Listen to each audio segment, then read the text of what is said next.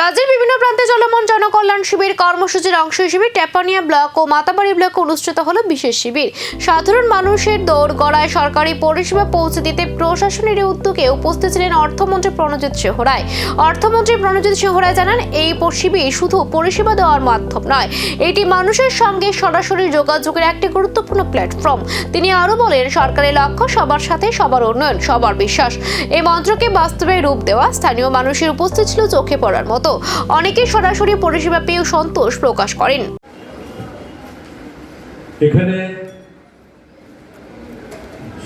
যে উদ্দেশ্য নিয়ে আমরা এখানে সমবেত হয়েছি বা রাজ্য সরকার আমাদের রাজ্যে শুরু হয়েছে গত পরশুদিন রাজ্যের মাননীয় মুখ্যমন্ত্রী পৌরোহিত্যে এবং আসাম প্রদেশে প্রাক্তন মুখ্যমন্ত্রী তথা বর্তমান তিনি কেন্দ্রীয় সরকারের মাননীয় মন্ত্রী সোনোয়ালজির উপস্থিতিতে এই জনকল্যাণ শিবির শুরু হয়েছে।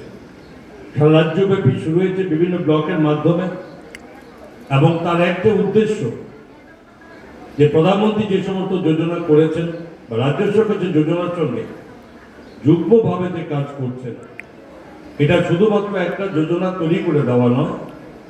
এই যোজনাগুলো সম্পর্কে আমরা সত্যি কথা বলতে গিয়ে আমরা সকল সাধারণ মানুষ কিন্তু অবহিত হতে পারিনি এবং আমরা বিভিন্ন উপলব্ধি করেছি যে বিভিন্ন ক্ষেত্রে যখন জনপ্রতিনিধিদের সঙ্গে কথা বলতে যায়, যারা একটু সহজটা সবটা বুঝতে পারেন না, তাদের কাছে অনেক কিছু অজ্ঞাত থাকে।